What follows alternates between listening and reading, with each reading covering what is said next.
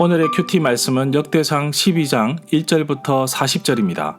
제목 시글락에서 헤브론까지. 먼저 관찰입니다. 앞뒤 문맥을 살펴보겠습니다. 역대기 저자가 9장에 와서 사울의 족보와 더불어 그의 패전과 죽음의 이야기를 다뤘습니다. 동시에 다윗의 등극과 그의 용사들의 명단을 소개하고 있습니다. 무너지는 사울 왕가에 비해 강성해지는 다윗의 왕가를 볼 수 있습니다. 다윗의 강성함이 온 이스라엘 지파의 지지도 있었고 용맹스러운 부하들의 충성도 있었습니다. 그러나 역대기 저자는 말합니다. 궁극적으로 하나님의 함께하심을 볼 수 있었습니다. 다윗의 곁에 정말 용맹스러운 부하들이 충성과 헌신을 했던 이유는 지도자 다윗의 모습에서 발견할 수 있습니다. 고향 베들레헴 우물에 있는 물을 간절히 먹고 싶었던 다윗의 마음을 읽고 세 용사가 목숨을 걸고 적진을 뚫고 가서 물을 길어옵니다. 그러나 다윗은 그 물을 마시지 않았습니다. 하나님께 부어드림으로써 자신의 지휘와 권력을 남용하지 않았습니다. 부하들과 함께 살고 부하들과 함께 죽는다는 것을 보여준 것입니다. 역대상 12장에서는 다윗이 왕이 되기 전에 사울에게 추격을 당할 때 함께하였던 용사들의 명단을 기록하고 있습니다. 그 가운데서는 요단강 동편에 있는 지파들과 사울을 배출했던 베냐민 지파도 있었습니다. 하나님은 돕는 자들을 통하여 함께 일하고 있습니다. 12장 1절부터 22절 가운데 돕는다는 표현이 무려 7번 나옵니다. 그 가운데 19절을 제외하고서는 모두 용사들이 다윗을 돕거나 하나님이 다윗을 돕는 경우에 사용되었습니다. 다윗과 함께하는 수많은 사람들을 통하여 하나님의 뜻을 이루어가는 것을 볼 수 있습니다. 역대상 12장의 배경은 다윗이 시글락, 가드의 블레셋 왕이 다윗에게 내어준 성읍에서 있었던 일입니다. 두 번째, 해석입니다. 문단을 나눠보겠습니다. 1절부터 7절은 베냐민 지파에서 다윗을 도운 용사들의 명단, 8절부터 15절은 갓 지파에서 다윗을 도운 용사들의 명단, 16절부터 18절은 베냐민 지파와 유다 지파에서 다윗을 도운 용사들의 명단, 19절부터 22절은 므낫세 지파에서 다윗을 도운 용사들의 명단, 27절부터 37절은 헤브론에서 다윗을 따른 사람들, 38절부터 40절은 즉위식 축하 잔치. 핵심 내용과 중심 줄거리입니다.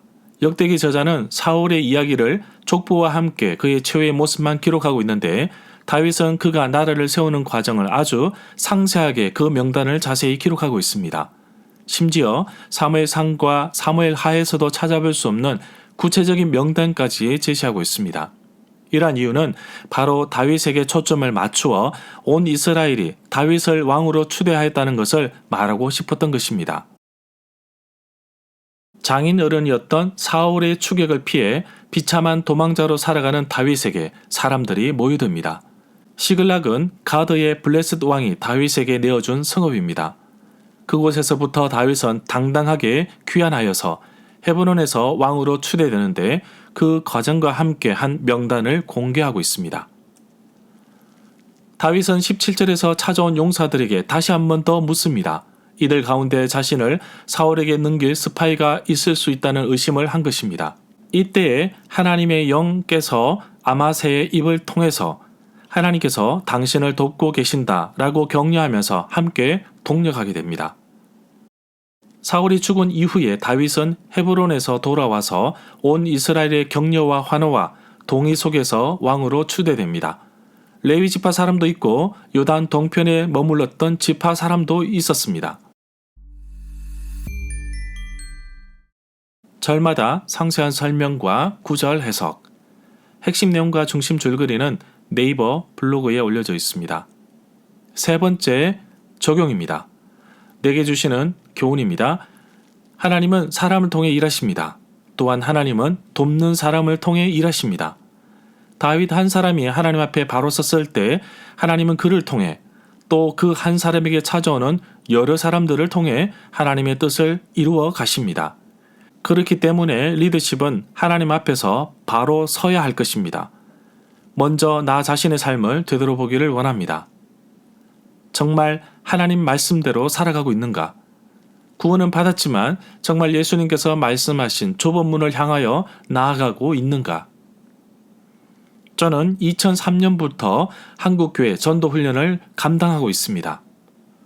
혼자서 도무지 할 엄두도 나지 않지만 교회에서 성도님들이 이 훈련에 참여하여 꾸준히 복음을 전하고 있습니다. 매주 전도 실천을 나갑니다. 당장 열매가 없지만 지속적으로 전도하러 나갑니다. 안타까운 것은 전도하는 교회 옆에 좋지 않은 모습으로 언론에 자주 등장하는 교회도 있습니다. 교회의 본질은 복음을 전하는 것입니다. 교회가 교회다워야 하는데 너무나 안타깝습니다. 또한 다윗에게 동족들이 먹을 것을 공급해 주었습니다. 저는 선교단체 CCC에서 전임 사역자로 생활비뿐만 아니라 사역비까지 제가 모금을 해서 살아갑니다. 2003년부터 20년 넘게 부족함 없이 하나님께서 도울 자를 통해 물질을 공급해 주셨습니다. 선교는 혼자 가는 것이 아니라 함께 한다는 것을 다시 한 번 더 생각하게 하십니다. 베냐민 지파는 사울 왕을 배출한 지파입니다. 사울의 막강한 힘을 등지고 다윗에게로 왔습니다. 갓 지파는 요단 동편의 비옥한 땅을 등지고 다윗에게로 왔습니다. 안전한 예루살렘 도시를 등지고 유다 지파는 다윗에게로 왔습니다. 솔직히 다윗이 머무는 곳은 척박한 광야입니다. 그러나 하나님이 함께 하심을 알았습니다. 하나님께서 함께 하시면 비록 좁은 길 광야일지라도 가겠습니다. 정말 나에게 주어진 좁은 길은 무엇일까요? 생명과 안전과 미래를 확보한 조건과 환경을 찾아다니지 말고 진정한 하나님의 도우심을 찾으며 살아가야겠습니다. 이것이 바른 신앙인의 모습이라고 봅니다.